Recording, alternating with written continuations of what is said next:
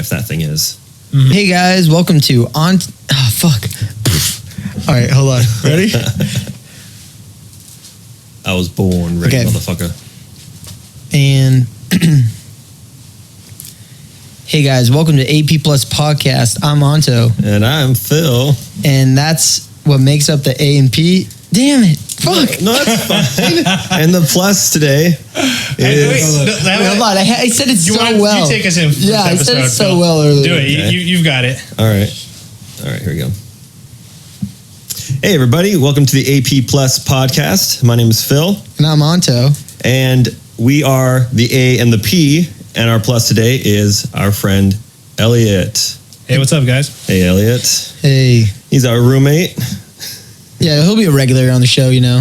And today we're sort of talking about robots. Yep, all kinds of robots. Spanish robots. You know, actually, I don't know. The other day I was hanging out with my girlfriend and we were talking about the book, Do Andrews Dream of Electric Sheep? And it sort of got me going about... Andrews? Andrews? You gotta watch those Andrews, man. Dang it, do androids dream of electric sheep? Are we going to call them Andrews? Fucking Andrews, man. Anyway, and just got me thinking about where we're going. I was actually just talking to Phil about this, that I want to buy the Amazon Echo, and I was looking into it, and people are saying how crazy it is that we will one day look back. It'll be strange not living with a robot and not talking to them day in, day out, even just asking, hey, Alexa, what's the weather like? Yeah. I use my phone all the time with OK Google.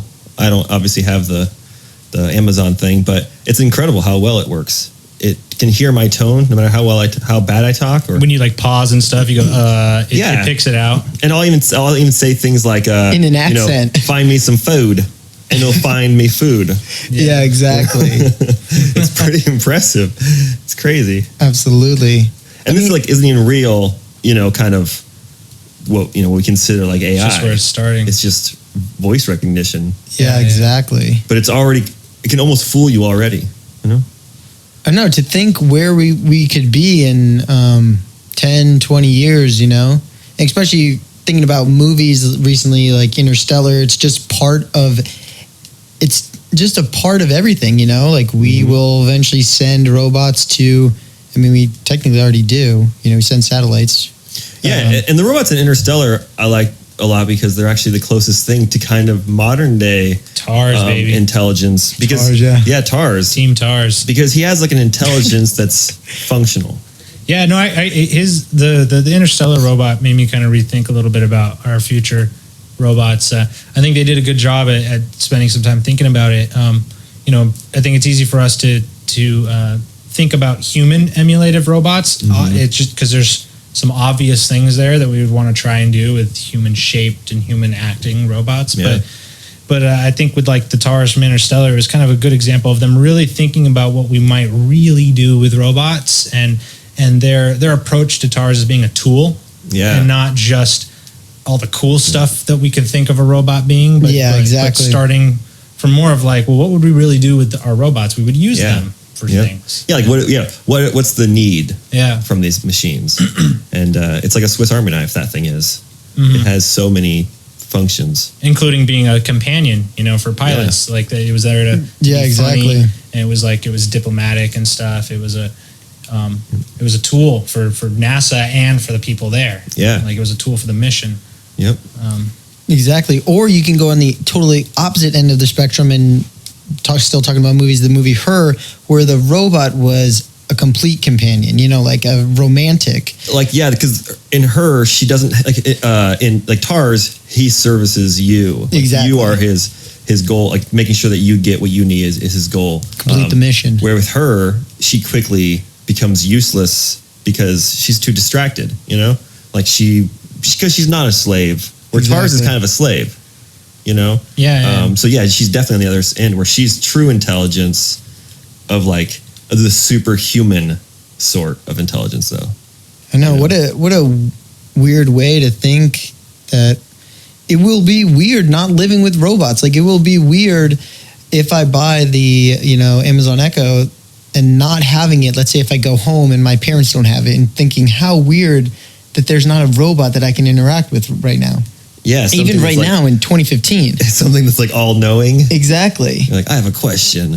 Where is that? Where is that? Well, you mean you so often have to like Google stuff, so yeah, exactly. I would have to go back to a computer, whereas an Amazon Echo could just sit in the living room, right here, and just blast out a question at any time, and it's ready immediately. Yeah, instantaneously. Yep. I'm still disappointed that I have to call her Alexa, though. I'm sure there'll be an update eventually. I think you should be able to program it to be anything. I think they had a lot of complaints from people who actually had, like, Alexa's a name that people use. Isn't it his daughter? I thought it was the creator's daughter. Oh, yeah. I never thought about that. I think they had a lot of complaints from people that are like, hey, my daughter is this, or my dog is named that, or just it's just a name and that gets used a lot. So, absolutely. Like, it just becomes disruptive now if you have a computer that will only take that name that you're supposed to call out to all the time. I mean, that's kind of why, the Google thing works well, because you say, okay, Google, which isn't really something you say.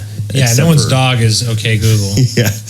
Maybe. Well, and if they are, that person deserves to get punched just for doing that. Well, if their dog's name's Google, and they're like, it's okay, sort of Google. a cool name.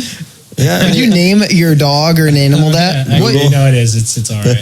It could go there. Okay, Google. Okay, Google's not a great name. Okay. Google is a good name. Come here, Google. Come here. Nice. Yeah, but very strange. I mean, here's a question. I'll just throw it out there. Would you have sex with a robot? In Ex Machina. I don't ruin it. I haven't seen it, but you would. You would have. If they were like the robots from AI. In other words, just people. Yeah, I mean, seriously, yeah. I mean, if they were so human-like that I couldn't tell that you could fool me, and I was like, holy shit, I was talking to a robot? Just a straight-up robot with a fleshlight? Yeah. You're talking about, just like a steam engine with a fleshlight on it? Not exactly the same effect. Oh, man. Like a lawnmower, you're like, pulling the string on it and shit. Honestly, though, like you're saying, in AI, in the movie AI, because Jude Law plays a male sex guy, and then you do see female sex robots as well.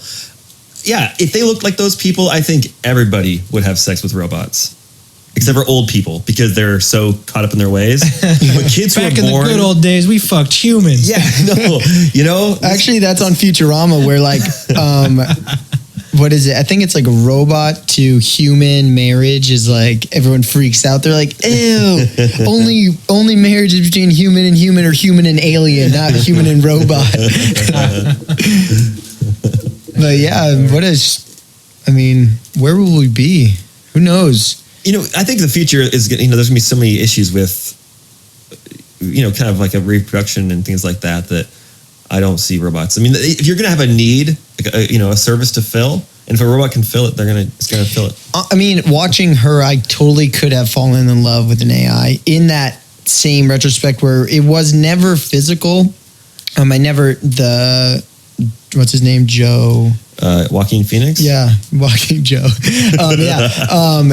He was never in contact with her. He never actually touched her, but he fell in love with her mentally, through their conversations, through all this other stuff. So I could see myself doing that. I mean, yeah, it's very different than a sex robot for sure, because she's not at all the sex side. Yeah, exactly. I mean, there is obviously that movie has a little bit of that kind of stuff where they kind of experiment, but I think it's an interesting thing, and I think you're just kind of falling in love with such a superior being, though. I mean, she could make anybody fall in love with her because she knew how. Yeah, that was kind of the interesting thing about her characters. It would be very strange to start blending your feelings for them. Like now you're starting to feel empathy for them, and. Yeah. Right now, at least for me, when I think of robots, or at least the next generation of robots, are going to be army robots, just, very gun, militia, drone-esque, Sure. So I have no feelings for them. But once we start falling in love with them, and then it would just blend the line, like somebody really cares for that robot and it malfunctioned and died, or it walked away, or caught a virus and died. Yeah, what a strange way to think. Like, I wonder what viruses are going to do. Someone could have hacked robots with our safety. What if somebody hacked your robot and then they died? and then you didn't have that same interaction. You had to you had to hang out with another AI, and then you should have backed up. The person, the hacker should have backed up your robot. So many terabytes. I do think people need to be careful, about becoming too attached to the robots. But it's going to happen. But would you not? Isn't that part of relationships? Like even in general, dealing with the human to human, you want to let go and be completely vulnerable, fall in love with the person, surrender to love. Wouldn't you not do that to a robot? If we got to this point? I don't think I would. I think I would. I think your robot's going to be like your Facebook feed or something in the future. I don't know, man. I mean, the movies, at least the way I look at it. I'm just saying weird stuff. I don't know if it's really going to be like your Facebook feed. But it's weird that like, today when we go on our computers, that's how a lot of people interact. Is through that modality is like posting and reading what people are doing. I think there's going to be that side of it for sure. However, we have a robot that's with you. It's a little bit going the opposite direction, like where you're interacting with just this one thing. Well, now what if we switch? Yeah. I'm not saying it's a bad thing. I'm just like pointing out the difference in a way. Like I wonder how much people will be interested in developing a relationship with an individual robot. Right. Now, what if we switch the roles? Now we develop robots that have feelings for us, and then we no longer want them. Like dogs or something. Yeah, we're just like, look, I don't want you. I want, version 2.0. And then that starts feeling empathy for you or feelings for you. The first robot that like begs us not to turn it off, that's going to be weird. Yeah, exactly. That's going to be like, weird. Hey, please don't turn me off. I think there's definitely a line. Is that consciousness? That they should. If you're developing that, and if we're ever to a point where we can develop an intelligence that advanced, we're going to be pretty advanced ourselves. Mm-hmm. And I don't really. There's going to be so many ethical questions that have to be asked. You can't. You're not going to accidentally create a robot that has strong emotions and desires to live. You're not going to accidentally stumble upon that. Mm-hmm. And so hopefully people are decent enough not to create something, because it's like, the question gets asked like about even humans, like, why do we feel so much pain and stuff? And if our thought was that we're created by somebody, that's kind of disappointing, to have all this pain.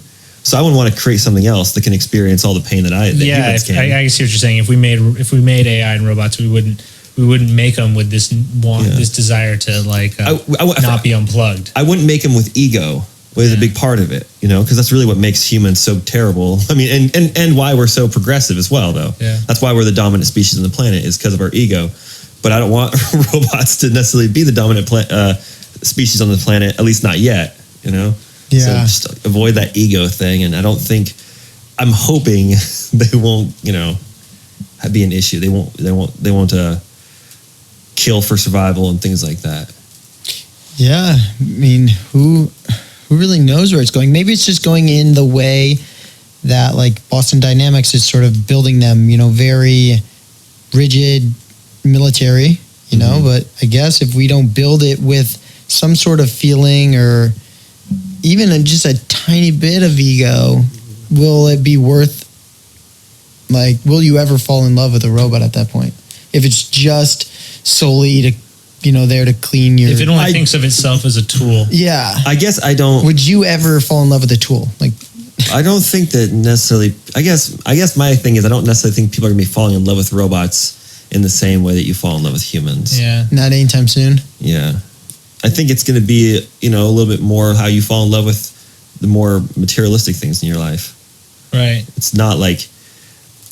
Because honestly, I don't want that robot to if I had a robot that was my friend, I'd rather him not be afraid of death, and not be sad all the time. And, that's I think one of the worst things about a dog, you leave the house and that dog just thinks you're dead.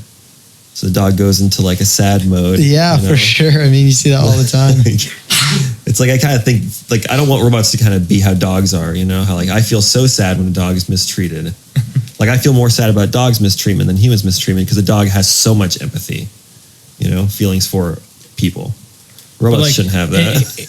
Although in a similar way, though, yeah, that could be a bad side to it. But like say a good side of making robots like dogs is just how they're so satisfied by making us happy.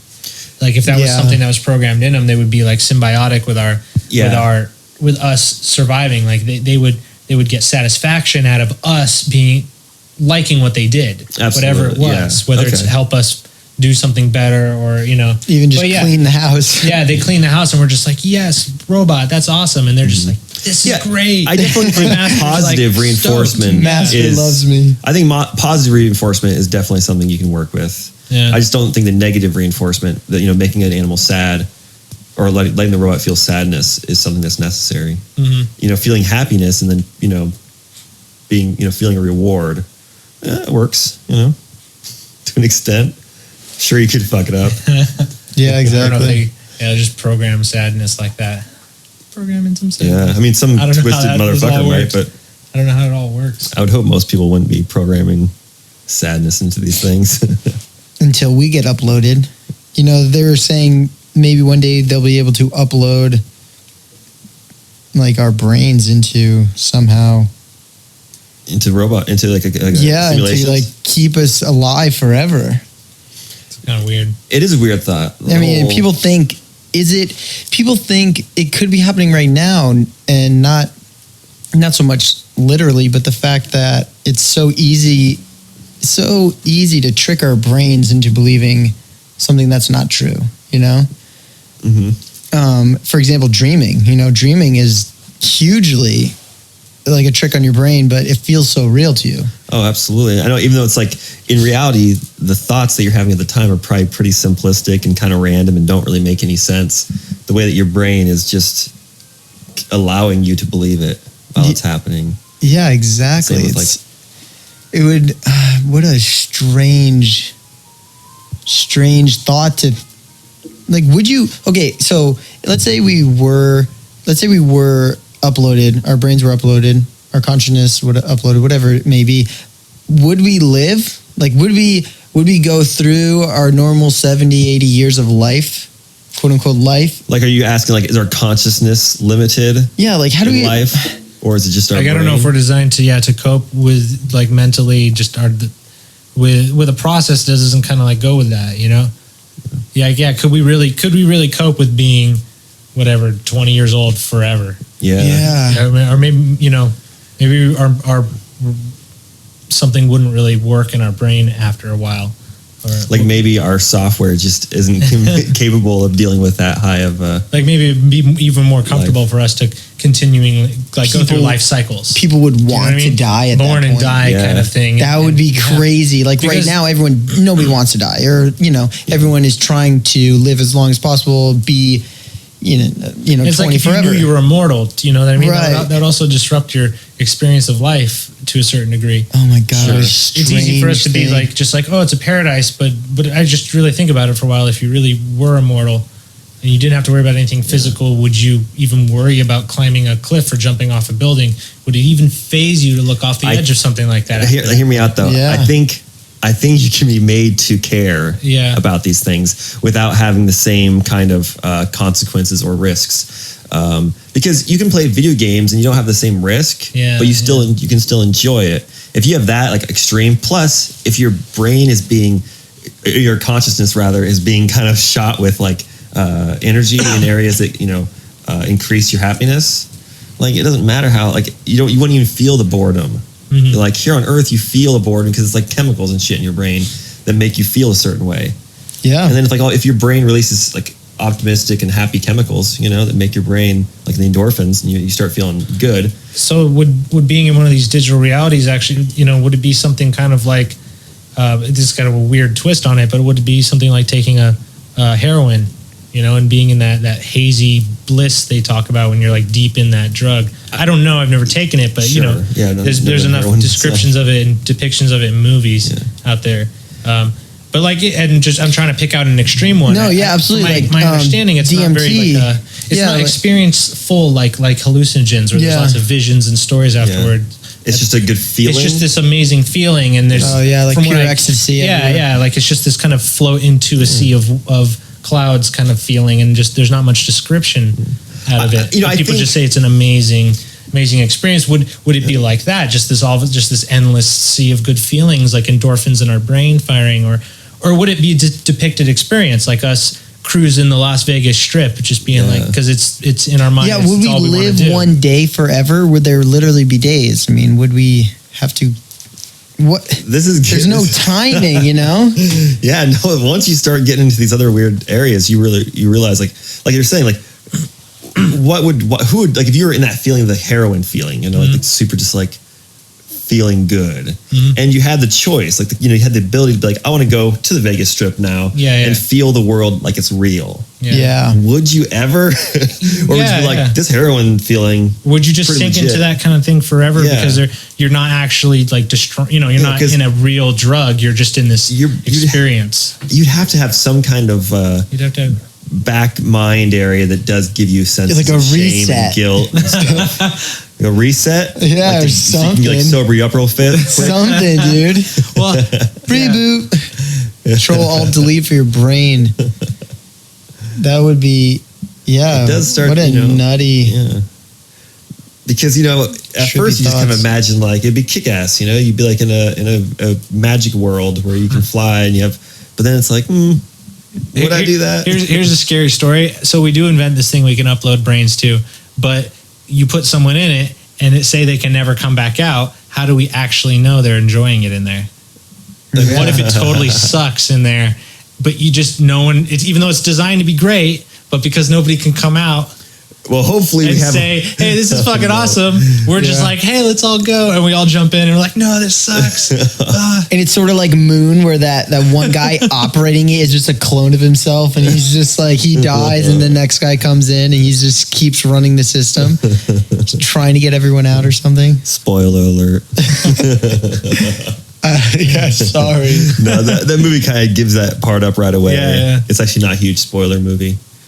It feels more like one when you tell the story than it actually is when you watch it. So, anyways, no. Hopefully, we have a way of seeing these people and we can tell that they're happy, because we shouldn't send people into computer software completely blind. That's scary to think about. Yeah. No, it's just like a horror story plot. Yeah. I like to make those. Yeah, because as much as like those virtual worlds could be your fantasies and be heaven, it can also be a terrible, terrible thing. Mm-hmm. Yeah, maybe we're going that way. I mean, maybe like one day you buy, like I said, the Amazon Echo, right? You buy it, and then the next, maybe later years down the line, it's integrated in your house. So now it's every house has it. Then you keep going, and like it's just always there, and then we're going to come to a point where, it's just blurred. The lines are blurred between, maybe we'll never know. Like when you poop, it like congratulates you. That was a good one.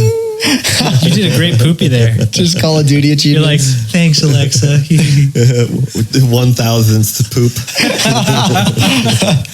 With this colon. Like 1,000 poop with that colon. Grab the blue colon and get 1,000 more.